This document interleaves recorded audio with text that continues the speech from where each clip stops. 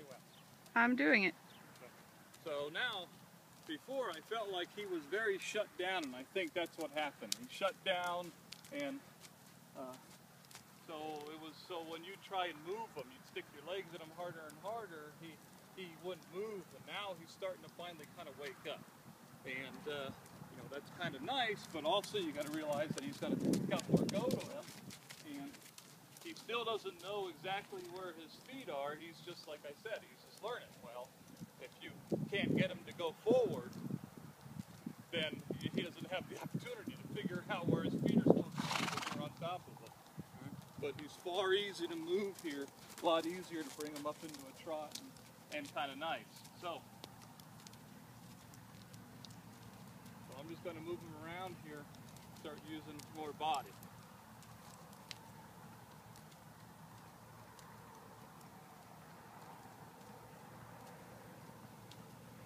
Because I think with a horse like him, it's very easy to think, okay, he's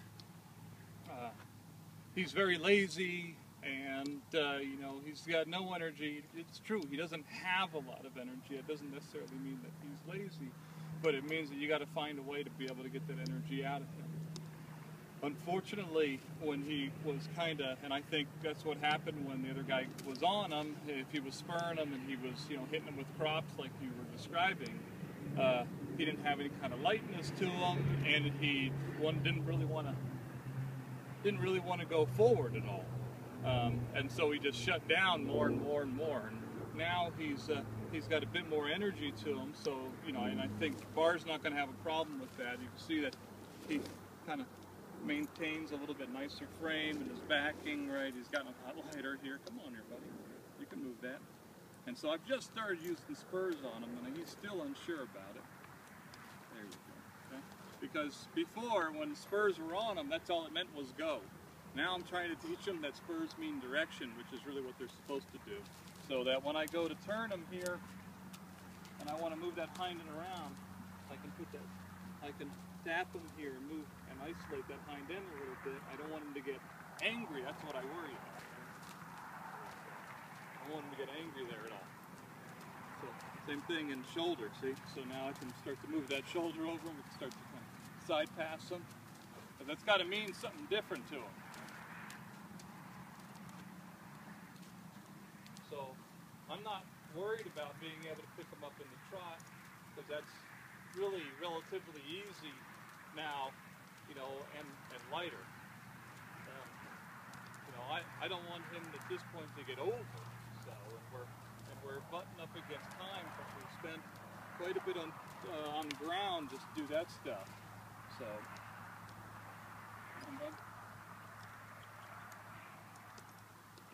there. So he goes forward a lot nicer, and fortunately, we've got some sensitivity back to his side, and I kind of like that.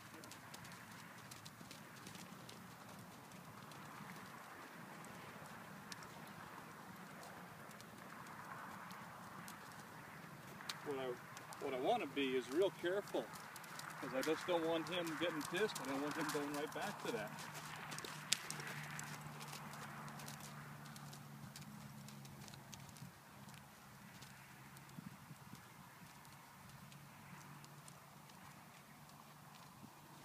Of course, I need him to get that much more focused on me. Okay?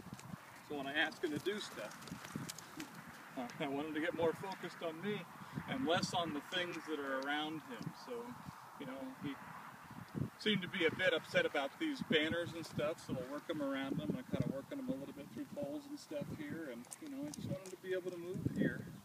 But I got to be real nice with them, because I'm assuming that the other guy was really hard.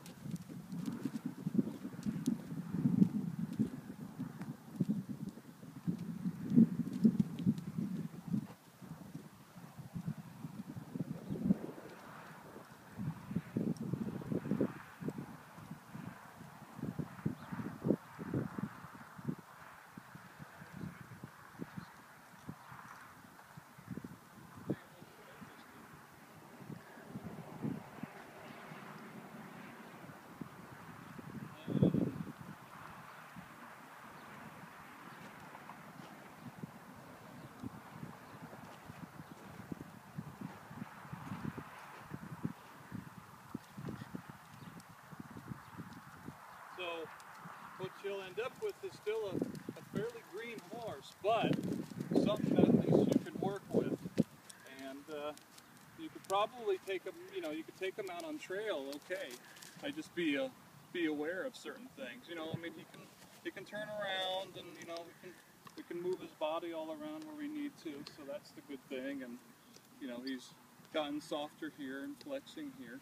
He just doesn't know quite so much here.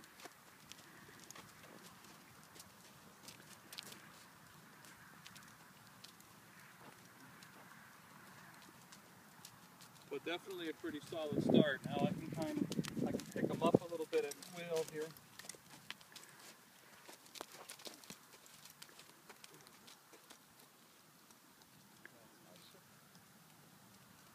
And I want to be able to pick him up a little bit with my voice rather than so much my leg here, because like I said,